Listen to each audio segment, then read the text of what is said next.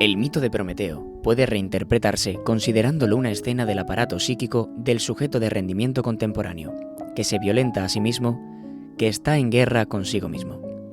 En realidad, el sujeto de rendimiento, que se cree en libertad, se halla tan encadenado como Prometeo. El águila que devora su hígado en constante crecimiento es su alter ego, con el cual está en guerra.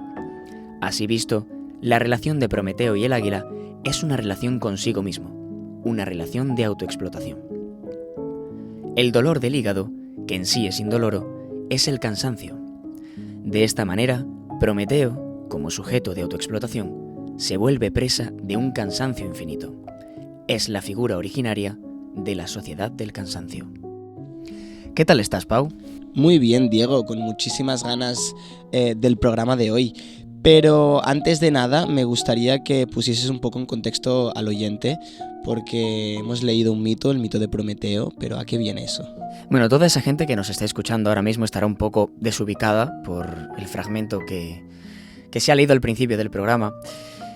Es la manera de la que empieza Byung-Chul Han, un personaje, nuestro protagonista de hoy, en parte, que veremos más adelante, porque vamos a hablar de la sociedad del cansancio, del libro escrito por Byung-Chul Han, que es un filósofo surcoreano y que nos expone de una manera bastante interesante la forma de comportarnos a día de hoy de mucha gente, ¿no? Pero bueno, es un tema que yo creo que vamos a ir introduciendo y vamos a ir ahondando un poco más profundamente a lo largo del podcast.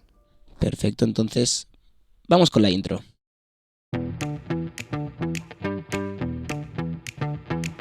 ¿Y si hablamos de lo importante?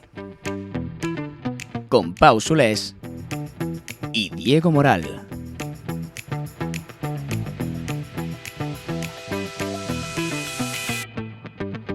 Bueno, muy buenos días, Diego. Ya estamos aquí un día más y hoy venimos a hablar de la sociedad del cansancio.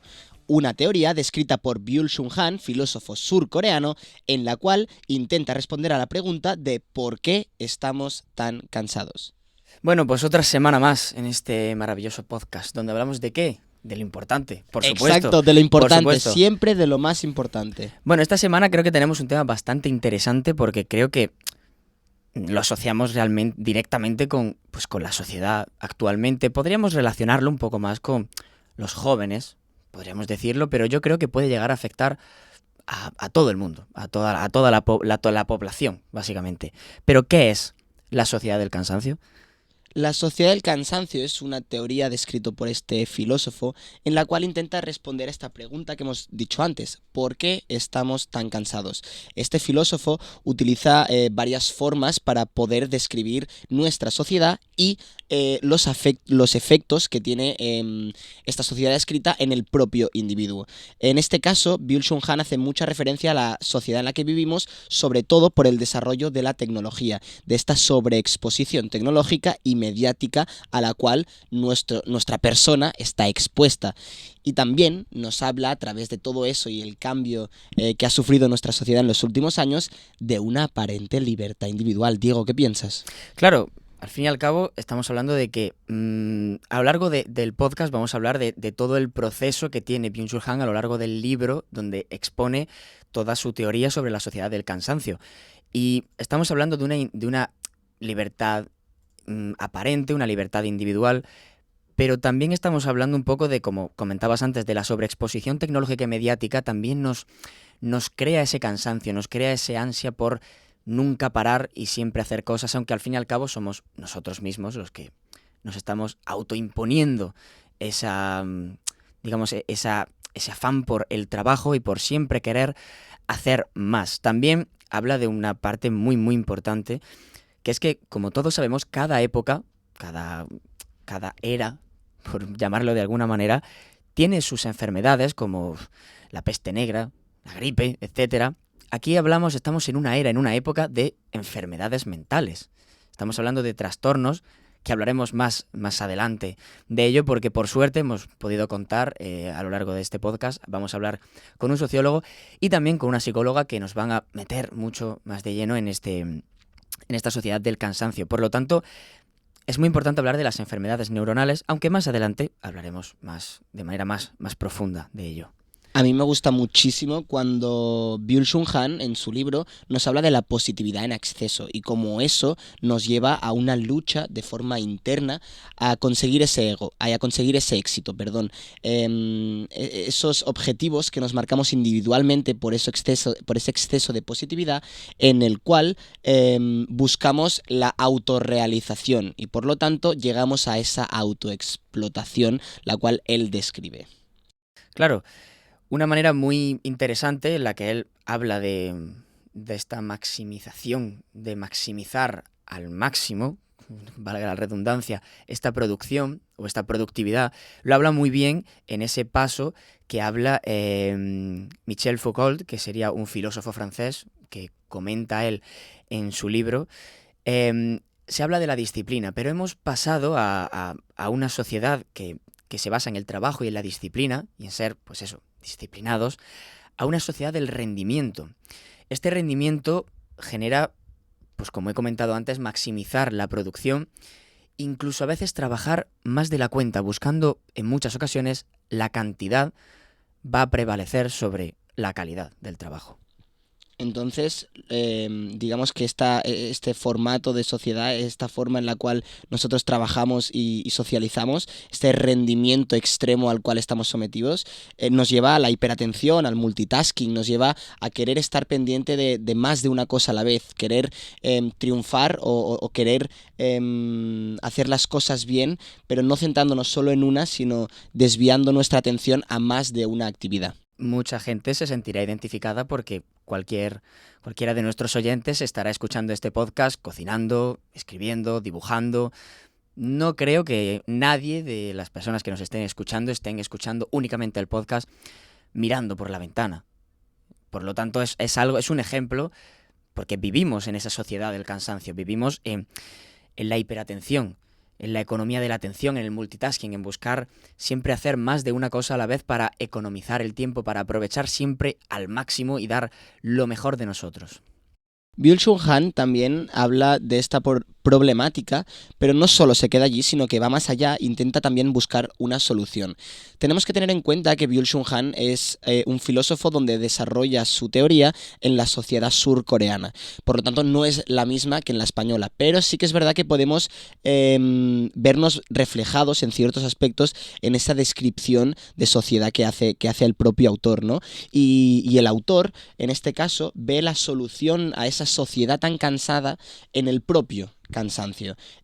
Por eso relacionamos también con el mito de Prometeo, ¿no? Donde habla que el propio Prometeo, la propia águila, los propios dioses se van a cansar de tener este castigo, ¿no? Y al final la única solución a ese castigo infinito va a ser el propio cansancio, el cansancio que reside en cada uno de los individuos para poder tener esa capacidad de parar. Al fin y al cabo es contraproducente. Al fin y al cabo es un ciclo en el que nosotros queremos hacer tantas cosas que al final no acabamos haciendo ninguna, porque queremos abarcar tanto que al final no llegamos a hacer nada. Y el hecho de tener una mentalidad tan productiva y de querer maximizar el rendimiento al máximo va a hacer que estemos tan cansados que no lleguemos a hacer ninguna de las tareas que nos hemos propuesto. Ahora, teniendo un poco más de contexto sobre esta teoría descrita, ¿qué te parece, Diego, si hablamos con un sociólogo para que nos cuente desde su punto de vista esta teoría y más centrificada en la sociedad española, más como nuestro ejemplo? Por suerte hemos podido contactar con un gran sociólogo que trabaja como profesor en la Universidad de Málaga y que nos ha dado su opinión de forma objetiva y subjetiva, porque la entrevista abarca bastante de los puntos de los que hemos hablado ahora y puntos nuevos también para dar un punto de vista distinto. Hablamos de filosofía, ahora vamos a hablar de sociología y más adelante hablaremos de psicología. Así que yo creo que deberemos introducir la entrevista. Sin más dilación, bienvenidos a Y si hablamos de lo importante, y vamos a escuchar a José Manuel. Buenas tardes, hoy estamos con José Manuel García Moreno, doctor en Sociología desde 2010, profesor en Sociología desde 2007 y titular del área de Sociología de la Universidad de Málaga desde 2020. Buenas tardes, José Manuel. Buenas tardes, ¿qué tal? Mira, nosotros estamos hablando sobre la sociedad del cansancio el día de hoy y nos gustaría saber un poco tu opinión. ¿Nos podrías responder la pregunta sobre si nuestra sociedad está inmersa en este concepto de sociedad que describe Byung-Chul Han como la sociedad del cansancio? Vamos a ver, lo hablábamos antes de que empezáramos la pequeña entrevista. Este es un concepto o esto es una teoría desarrollada fundamentalmente desde la filosofía. Cuando uno la lee, se da cuenta desde qué perspectiva se aborda los efectos, si queréis, de la posmodernidad en la sociedad del siglo XXI y en las generaciones que están viviendo la posmodernidad en todos sus cambios, en sentido más estricto. Bueno, yo creo que estaríamos metidos, sí, en una sociedad como la que señala este autor coreano, ¿vale? Y escribe un librito de poco más de 100 y pico páginas que se lee muy rápido, que es muy atractivo, pero que claro, que creo que, como iremos viendo a lo largo de esta entrevista, creo que se deja cositas un poquito en el tintero. Es verdad que estamos en la sociedad del cansancio, pero podemos llamarle como queramos. Yo qué sé, yo le llamo fundamentalmente una sociedad posmoderna donde los valores de anclaje básicos de la sociedad moderna, de la sociedad propia de la modernidad, se han ido destruyendo o nos hemos ido quedando sin ellos y por tanto al quedarnos sin ellos las generaciones siguientes poco pueden tener a la hora de encontrar esos valores de seguridad.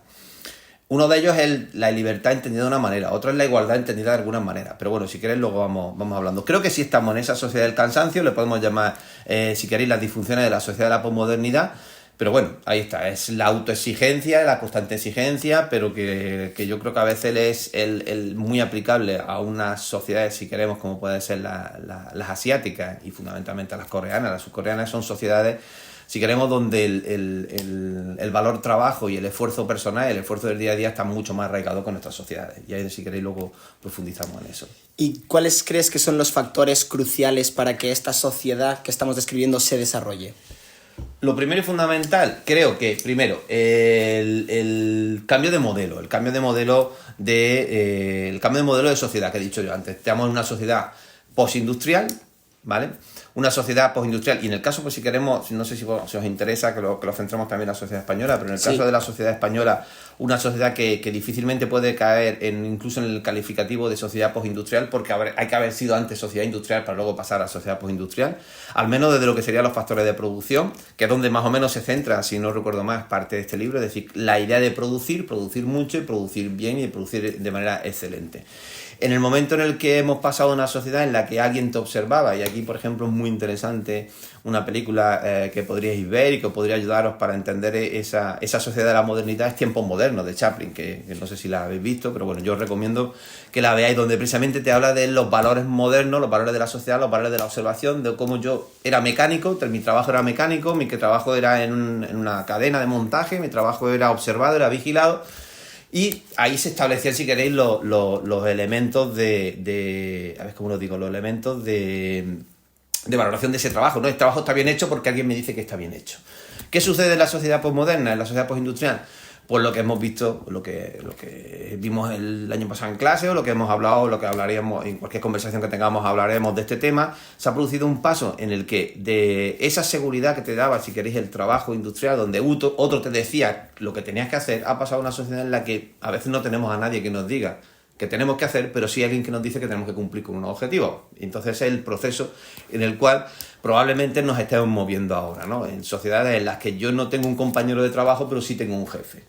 O tengo compañeros, o tengo jefes, pero esos jefes nunca sé dónde están. O tengo muchos compañeros, pero no sé a lo que ellos se dedican. Yo sé que luego todos juntos damos resultados en un producto. Con lo cual, estamos generando una sociedad en la que nos autoexigimos. No todos, porque no todos estamos en ese contexto. Yo creo que es fundamentalmente la sociedad del conocimiento, la gente que está en la producción de saber, el trabajador del saber, que decía que también hemos estudiado alguna vez, que también incluso el propio Manuel Castel habla de ese trabajador del conocimiento, que es una parte muy pequeña realmente de los que podemos decir que están cansados a los niveles a los que plantea este autor, Pero, ¿qué es lo que sucede en ese tipo de trabajadores? Que tienen que estar constantemente reciclando. Esa idea de que yo terminaba la carrera, con 20 años hacía una carrera, con 22 años me colocaba y ya para el resto de mi vida acabado. Los que estáis los que estamos en el contexto de la sociedad del conocimiento sabemos que no es así.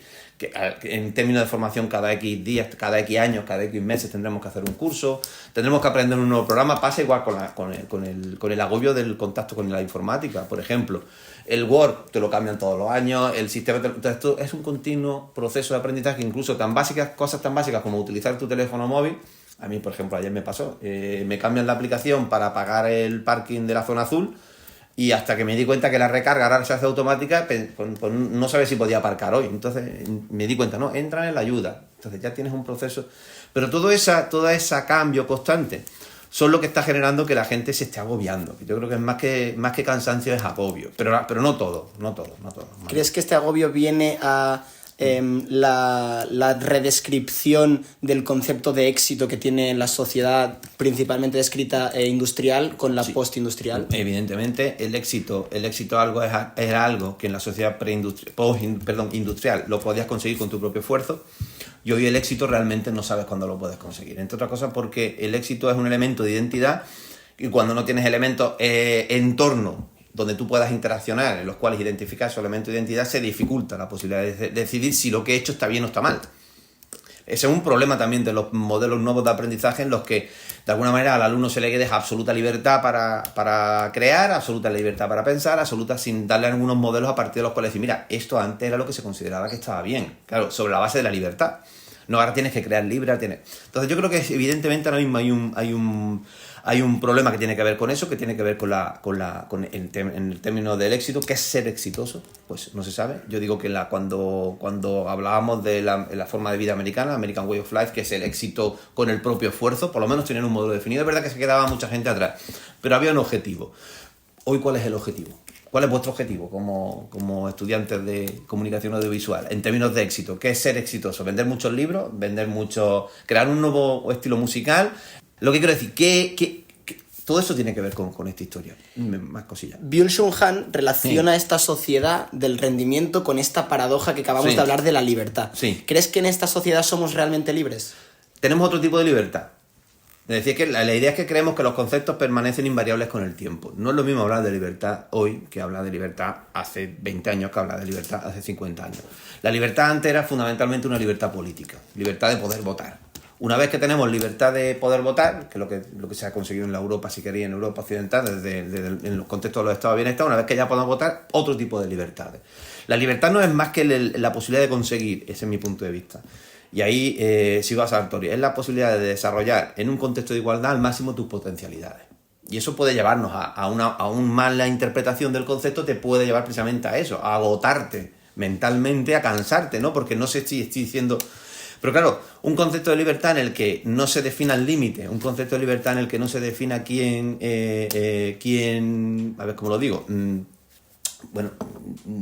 desde qué punto partimos a la hora de cada uno desarrollar nuestra vida, etcétera, etcétera, es un concepto de libertad bastante limitado. ¿Qué sucede? Que yo creo que este autor habla de libertad fundamentalmente entendida como el poder disponer de mi propia vida. Lo que lleva a un concepto, a un elemento que es una de las conclusiones, creo recordar del texto, y es el individualismo, ¿no? La sociedad postindustrial es la sociedad fundamentalmente del individualismo. Y una sociedad tremendamente individualizada, una sociedad perfectamente manejable y manipulable. Y esa es la clave de este éxito del cansancio, ¿no? ¿Crees que los medios de comunicación tienen un papel importante dentro de esta construcción de sociedad interpretada como sociedad del cansancio? Los medios de comunicación son y van a seguir siendo, mientras ellos quieran, el cuarto poder, ¿vale? Se supone que hay un poder ejecutivo, legislativo, judicial. Se supone, ya sabéis que ahora estamos en un contexto que podríamos haberlo discutido, que eso está bien haberte visto en este tiempo. Se supone, pero hay un cuarto poder. Los medios de comunicación van a seguir siendo, si quieren, salvo que quieran cederlo, que también puede ser que lo cedan a otros. Lo que pasa es que ya los medios de comunicación, cuando una persona de calle, una persona normal, alguien que no esté metido en el mundo de la comunicación, le preguntas por los medios de comunicación, piensa en radio, televisión y prensa. Pero los medios de comunicación son otras muchas cosas. Y aquí la clave, el tema está en las redes, ¿no? El papel que están teniendo las redes a la hora de terminar de reventarnos la cabeza. Porque en el fondo el agotamiento es un proceso por el cual mentalmente nos estamos agotando. No solo no descansamos del trabajo, sino que no solo nos descansamos de la necesidad de estar constantemente informados, entre comillas, ¿vale? La idea de tener información constante, de tener información sobre los temas que nos gustan. Es decir, yo creo que cada vez somos menos tolerantes con las opiniones contrarias a la nuestra y precisamente tiene que ver con esta filosofía. Yo, ya que pierdo tiempo, entre comillas, haciendo algo en mi tiempo libre, que sea ver o leer o tal, que sean las cosas que me gustan. Y en eso se basan los algoritmos, ¿no? Esto que también es un algoritmo del cansancio, por decirlo de alguna manera. ¿Qué papel crees que juega la hiperproductividad en esta sociedad, en esta constante, en estos constantes estímulos, en la adicción a los estímulos? Vamos, yo llevo la hiperproductividad, la llevo al plano que te he dicho, a una parte de la sociedad, no la llevo a todo el plano, a toda la parte de la sociedad. Es decir, mi padre no es hiperproductivo, mi abuela no es hoy tal, mi hermano no es hiperproductivo. Depende del trabajo que tenga, pero mi hermana no es hiperproductiva. ¿Qué es lo que entendemos hiperproductividad solo en el contexto laboral? Si es solo en el contexto laboral, cuando lo que tenemos fundamentalmente es agotamiento por no poder aspirar a ser lo que habíamos sido como sociedad en términos de clases sociales. Se ha perdido una parte importante de lo que eran esos anclajes, que era la clase media, la famosa clase media, que alguien dice que era un constructo que no tenía base. No, perdona, tuvo su base, pero tuvo su base en la sociedad industrial. Hoy en la sociedad postindustrial, la clase media de vuestros padres, de mis padres, que han vivido mejor que yo, pues eso ha desaparecido. Entonces eso es una parte, eso es un tema.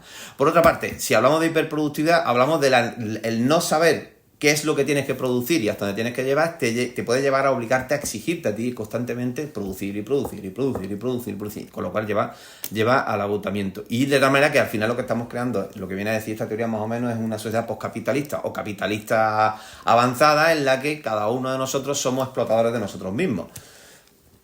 Pero yo creo que no es tal, nosotros no explotamos nosotros mismos, sino que es el propio sistema económico capitalista el que crea unas nuevas formas de relación con los medios de producción, entre nosotros y esos medios, y que hay alguien que sigue siendo el propietario de los medios, que controla la producción, que controla el sistema, que nos está alienando en el sistema, que no, porque esa idea de que al final es el individuo responsable de su propia vida también es bastante limitado. Creo, en mi punto de vista, es una visión bastante limitada, porque pierde la perspectiva social. Evidentemente, de sociología, ¿qué te voy a decir? No te puedo decir otra cosa. Byung-Chul Han ve la solución de todo este cansancio de los autoexplotadores, ¿no?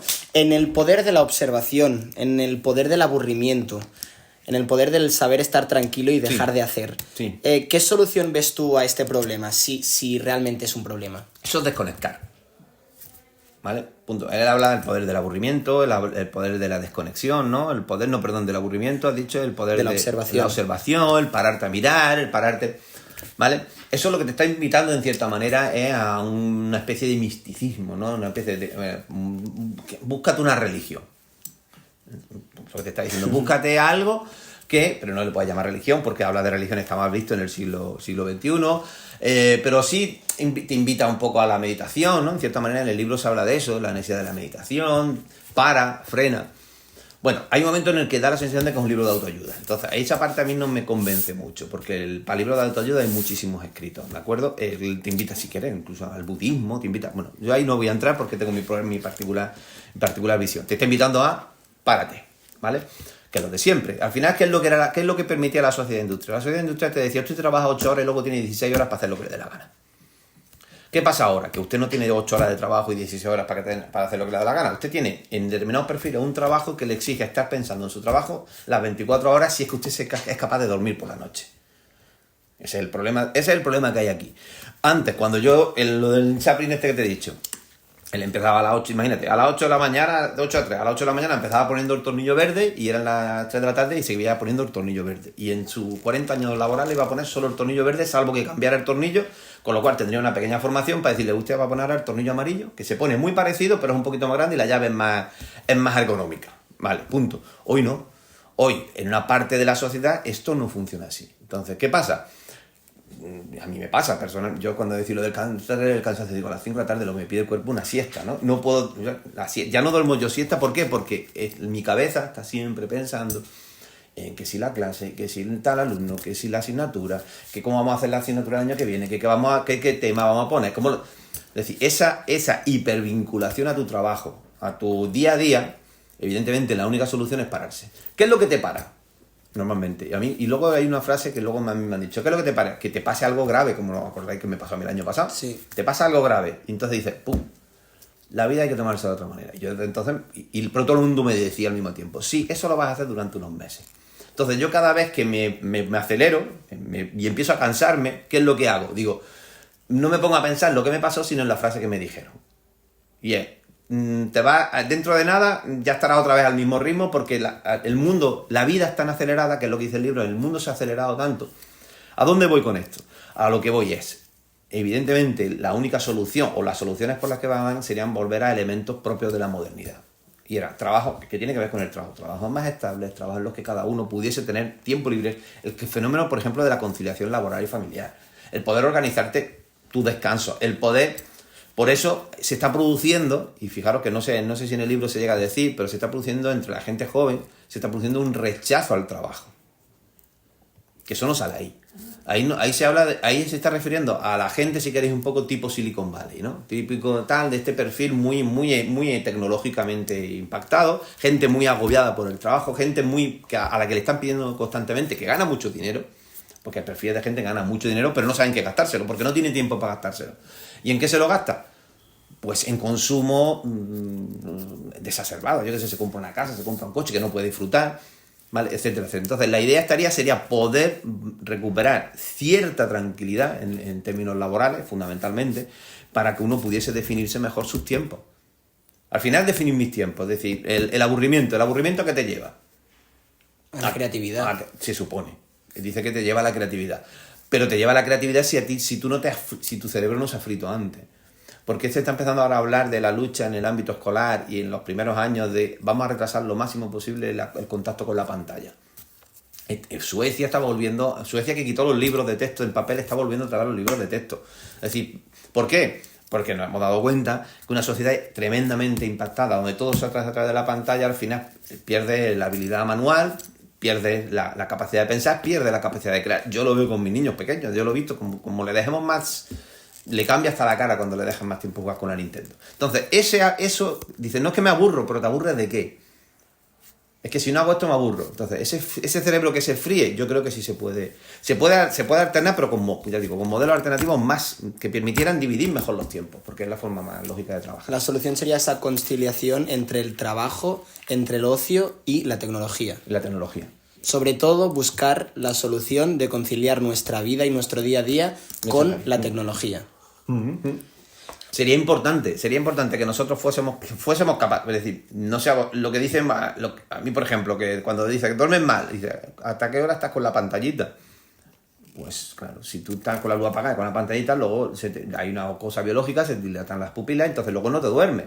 Entonces, tendría que prohibir, como dice de alguna manera, entre comillas, decía, a partir de las 10 de la noche los teléfonos no se pueden usar. Desconexión digital, por ejemplo. Y la inteligencia artificial, que ahora está sonando bastante, ¿crees que puede llegar a afectar a esta autoexplotación y a ese rendimiento maximizado para que una máquina no te llegue a superar? Y por lo tanto que ese núcleo tan reducido que estamos hablando de la sociedad del cansancio, con los años se desarrolle como el gran núcleo de esta sociedad, como esta clase media, esta sociedad cansada. Eso es complicado, pero una pregunta, me estás pidiendo un libro. A ver, el tema de la inteligencia artificial ahora mismo solo hemos visto como la puntita del iceberg. Estamos viendo, se ha asomado el tipo en una esquinita, está asomando la cabecilla y nos está diciendo, aquí estoy, prepararos que, ¿vale? Prepararos que no va a haber barco que yo pueda, que quiera que me va a frenar, ni nada. ¿Qué pasa con la inteligencia? ¿Qué pasa con eso? Eso es lo que está suponiendo, lo que va a suponer hoy. Hace 10 años ya se preveía que aproximadamente el 50%, aproximadamente yo creo que ya estamos hablando, del 50% de las profesiones que conocemos van a desaparecer. ¿Vale? Eso es, y van a ser sustituidas por una máquina. Una máquina que lo puede hacer, ¿vale? Y además que en teoría, según lo último que ha salido, es que lo empiezan a hacer ya mejor que nosotros, ¿vale? Ya no en el sentido de que algo mecánico lo haga mejor que nosotros, sino que son capaces de pensar soluciones mejores que las que puede pensar una mente humana. Y ahí es donde está el verdadero riesgo. Evidentemente habrá una primera fase en la que nosotros queramos competir con la máquina. Y es la idea clásica desde el siglo XIX del hombre se enfrenta a la máquina, el ser humano enfrentado a la máquina, y como la máquina es el enemigo, intentaremos destruirla, entonces aparecerá lo que sea, que atacarán a estos del chat GTP, pero luego no sé cuánto, entonces estos responderán con una tecnología mucho más avanzada, intentaremos convivir, pero va a haber un momento en que la inteligencia artificial nos va a reemplazar. Entonces lo va a reemplazar, no creo que como seres humanos, pero sí como seres pensantes. En ese momento ya no habrá hiper nada. No habrá ni sociedad cansada, lo que habrá es una resignación absoluta. Y esa resignación lo que va a llevar, pues no sé si a una destrucción del ser humano, espero que no me pille, ¿vale? Pero probablemente lleve a todas estas situaciones distópicas un poco que se plantean en el cine, que tarde o temprano probablemente lleguen si seguimos permitiendo que nos reemplace la máquina, porque siempre nos reemplaza la máquina, de una manera u otra. Pero ya nos empieza a reemplazar a la hora de pensar. Y si ya el ser humano deja de pensar y piensa en una máquina, pues ya sí que es verdad que habrá una máquina controlada por un ser humano que será el que quiera que controle todas las máquinas. Y entonces ahí sí que hemos entrado, pero eso ya es teoría de conspiración y Iker Jiménez. Entonces tampoco se trata de... Y a Horizonte, eso es para una entrevista en Horizonte. Vale. Perfecto, entonces terminamos la sociedad del cansancio. Sí. Abrimos quizás otro tema de debate para otro programa. Sí, claro. De momento, solo darte las gracias para ayudarnos a entender un poquito mejor esta sociedad del cansancio y profundizar un poquito más sobre ella. Nos escuchamos. Claro. Esto es importante. Bueno, pues yo creo que ha sido una entrevista bastante enriquecedora y que ha aportado mucho a la teoría. La verdad que hemos tenido el placer de tener a José Manuel con nosotros, que nos ha ayudado un poquito a tener otro punto de vista de esta sociedad del cansancio y entender cómo hubiese sido el libro si Byung-Chul Han hubiese sido español. Realmente creo que está muy bien poder llegar a comprender una teoría y en este caso expandirla y hacerla más grande y añadirle conocimiento y puntos de vista más personales que al final es lo que has dicho, enriquecen esta teoría y enriquecen todo lo que nosotros vayamos a decir. Así que, bueno, ahora hemos visto un poco cómo es esta sociedad del cansancio vista desde el punto de vista de la sociedad española y ahora solo nos falta ver cómo puede llegar a afectar esa sociedad cansada descrita anteriormente en un individuo, cómo puede llegar a afectar individualmente a las personas. Efectivamente, como hemos comentado al principio, en ese resumen del libro y en qué consiste la sociedad del cansancio, hablamos de que a día de hoy estamos en la era, en la época, en la edad de las enfermedades mentales y neuronales y la sociedad del cansancio puede perfectamente crear ese tipo de adicciones, de enfermedades como la depresión, incluso el cansancio crónico que puede generar esta sociedad al individuo que se ve afectada por ella. Por lo tanto, yo creo que la mejor manera para hablar del individuo, cómo afecta a nivel mental, a nivel de las relaciones interpersonales, creo que sería una psicóloga.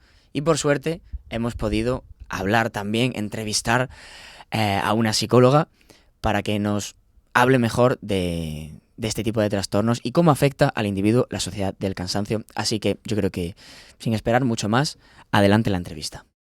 Estamos aquí con Magdalena González Millán, licenciada en Psicología por la Universidad de Jaén y especialista en psicopatología y salud. ¿Qué tal estás? Pues muy bien. Hemos hablado previamente con un sociólogo para que nos explique un poco en qué consiste la sociedad del cansancio. Sin embargo, ahora queremos intentar centrarnos mucho más en el individuo. Cómo afecta a las personas de manera individual, a su mente, a la forma de comportarse y algún tipo de, pues también patologías o algún tipo de trastornos que puedan generar. ¿Qué nos puedes contar acerca de cómo puede afectar al individuo? ¿Qué enfermedades mentales o trastornos puede crear esta sociedad del cansancio en los jóvenes de hoy en día?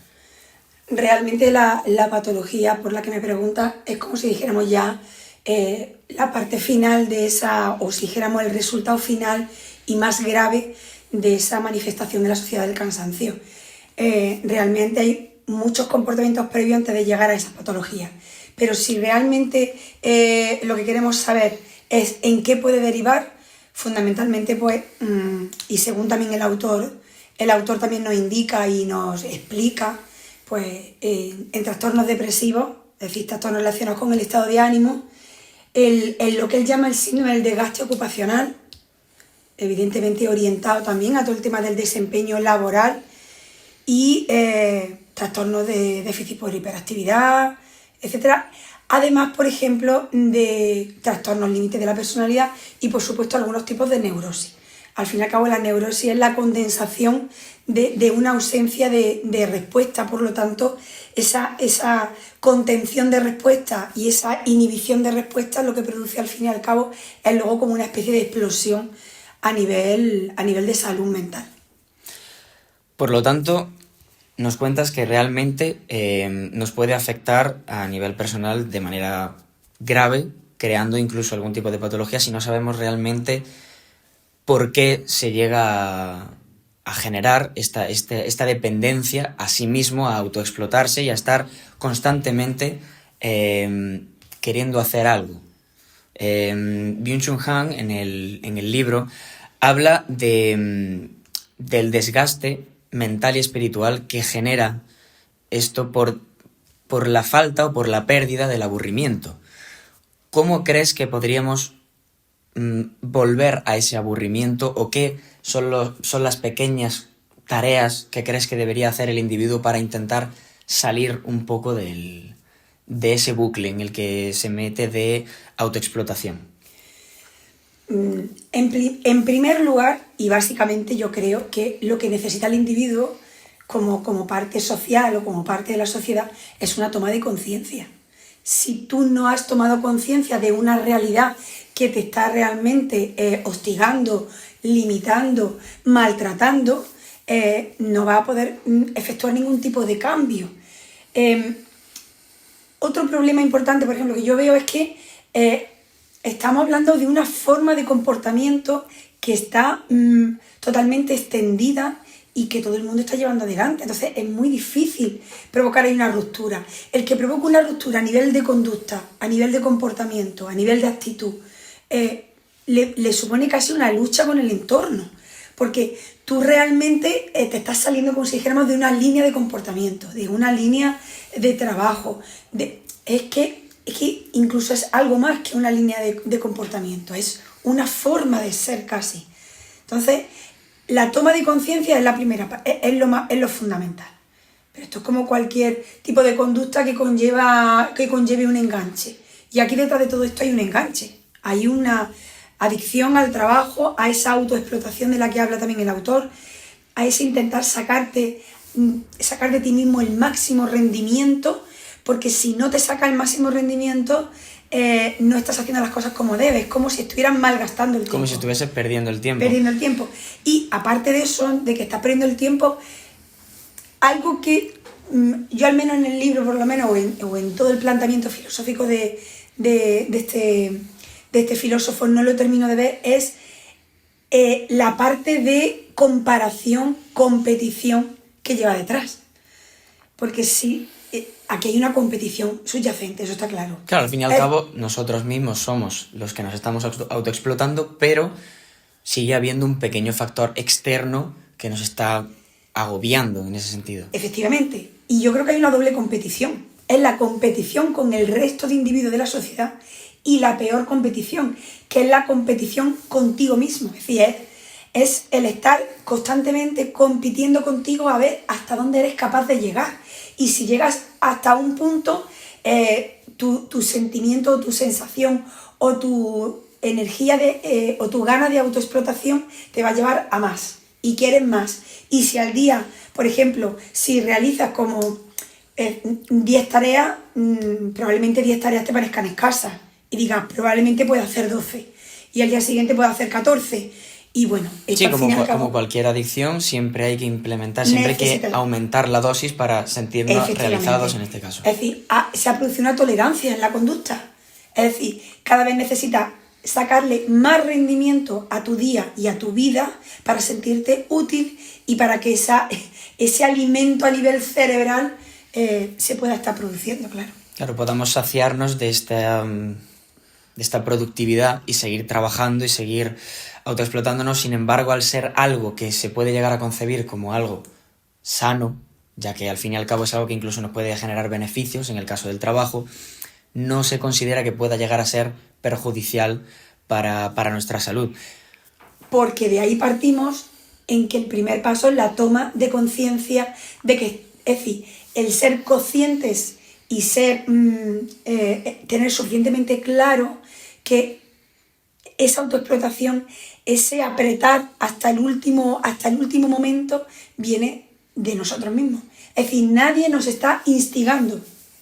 Hombre, la sociedad como grupo, porque la sociedad es un ente compuesta por individuos, es decir, nos hostiga, pero realmente nadie nos está pidiendo que lo hagamos, sino que es que realmente lo estamos tomando como una decisión personal por seguir un tipo de línea, de forma de ser o de momento vital o de momento social que nos ha tocado vivir, simplemente.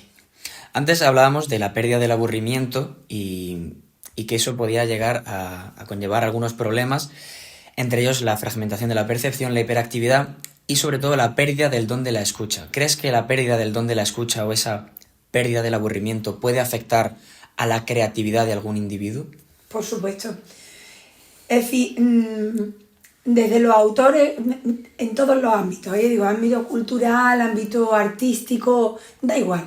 Es decir, esos momentos, o incluso desde el ámbito científico, es decir, esos momentos de parón, de stand-by del cerebro, de no pensar, no hacer, dejarse llevar, son los que realmente conllevan a que al no haber ningún tipo de estímulo, el mismo cerebro tenga que producirse un estímulo. Y de ahí es cuando surgen los mayores momentos de creatividad. Hay un ejemplo muy interesante en el libro, que es habla sobre Cézanne, el pintor. Es decir, que decía que era capaz de oler cosas, es decir, de dotar de capacidad determinados objetos o de determinadas habilidades propias del ser humano. Pero porque ese momento de parón es el que te lleva a escuchar, a ver cosas que eran imperceptibles. Es decir, el ruido en el que estamos viviendo constantemente, ese ruido mental, te impide que entre nada nuevo. Es que no hay cabida para nada nuevo. Porque ya el cerebro está ocupado con eso, con esa multitarea constantemente, por lo tanto, no hay cabida para nada más. Es imposible, no hay hueco. De acuerdo. Una última pregunta para terminar un poco y cerrar toda esta entrevista sería que cómo puede afectar, ya hemos hablado de cómo puede afectar a la creatividad, cómo si puede llegar a generar incluso esos trastornos o enfermedades, cómo puede afectar a las relaciones interpersonales, es decir, a cómo nos llegamos a relacionar con el resto del mundo, con otro individuo que incluso puedan llegar a sufrir, pueden llegar a estar dentro también de la sociedad del cansancio. Creo, uno de los aspectos que, como lo he comentado anteriormente, es que yo creo que se produce un fenómeno de competición incómoda que aleja al ser humano a unos de otros. Es decir, la competición, bueno, puede ser saludable en una dosis determinada, pero en esta concepción de la sociedad no hay una competición saludable. Hay una competición potente, angustiosa, por ver hasta dónde es capaz de llegar. Esto probablemente produzca el alejamiento de una persona de otras, es normal. Y otro aspecto importante a nivel afectivo, que la esencia al fin y al cabo de la estabilidad emocional, mental, vital y cotidiana es nuestra afectividad vivida de una forma equilibrada. Es imposible tener un equilibrio cuando hay una lucha interna constante entre lo que quiero, lo que puedo, lo que me fuerzan, lo que me esfuerzo y la sensación de insatisfacción. Que creo que detrás de esa sociedad del cansancio lo que es realmente una sensación de insatisfacción, porque nunca vas a llegar al límite que tú mismo te has impuesto. Entonces, es una situación incómoda, y más que incómoda, como hemos hablado al principio, incómoda que conduce a lo patológico. Cuando, ya hablamos de casos exagerados, ¿no? Pero ¿cuántos casos no habrá de personas de tipo subclínico, es decir, que no lleguen al punto de padecer un trastorno, pero que están en el límite y que lleven una vida, pues eso, de insatisfacción, de incomodidad, de malestar, de alejamiento del otro, de competición con el otro, de que no haya cabida para el afecto, de que no haya cabida para la relación humana más pura, ni cabida para la creatividad, etcétera? Pues bueno, Magdalena González Millán, licenciada en la Universidad de Jaén en Psicología y especialista en Psicopatología y Salud, muchas gracias por habernos ayudado y por ayudar al resto de gente que esté escuchando el podcast. Gracias a vosotros. ¿Y si hablamos de lo importante? Con Pau Sulés y Diego Moral. Ahora sí, Diego, ha llegado el momento más triste del episodio de hoy. Se está acabando. Se está acabando esto. Creo que desde mi punto de vista que no nos hemos dejado tinta en el tintero. Nada en el tintero. Nada en el tintero. No nos hemos dejado nada en el tintero. Yo creo que hemos hablado de prácticamente todo. Obviamente, como yo creo que tanto tú como yo recomendamos a todos los oyentes que se lean Por el favor. libro de Byung-Chul Han y también se escuchen el podcast, obviamente, porque creo que también que hablamos de temas muy interesantes y, como hemos dicho, con otros puntos de vista, como hemos hablado con la psicóloga y con el sociólogo. Y antes de terminar, nos gustaría leer otra vez un poco la reflexión que hace Byung-Chul Han en base a la propia reflexión que hace Kafka sobre el mito de Prometeo. Así que allá vamos. El mito de Prometeo puede reinterpretarse considerándolo una escena del aparato psíquico del sujeto de rendimiento contemporáneo, que se violenta a sí mismo, que está en guerra consigo mismo. En realidad, el sujeto de rendimiento, que se cree en libertad, se halla tan encadenado como Prometeo. El águila que devora su hígado en constante crecimiento es su alter ego, con el cual está en guerra. Así visto, la relación de Prometeo y el águila es una relación consigo misma, una relación de autoexplotación. El dolor del hígado, que en sí es indoloro, es el cansancio. De esta manera, Prometeo, como sujeto de autoexplotación, se vuelve presa de un cansancio infinito. Es la figura originaria de la sociedad del cansancio. Kafka emprende una reinterpretación interesante del mito en su críptico relato Prometeo. Los dioses se cansaron las águilas. La herida se cerró de cansancio. Kafka se imagina aquí un cansancio curativo, un cansancio que no abre heridas, sino que las cierra. La herida se cerró del cansancio. Asimismo, el presente ensayo desemboca en la reflexión de un cansancio curativo. Tal cansancio no resulta de un rearme desenfrenado, sino de un amable desarme del yo. Ahora sí, hasta aquí ha llegado el programa de esta semana. Nos escuchamos en la próxima. Muchísimas gracias. Nos vemos la semana que viene. Hasta luego. ¿Y si hablamos de lo importante?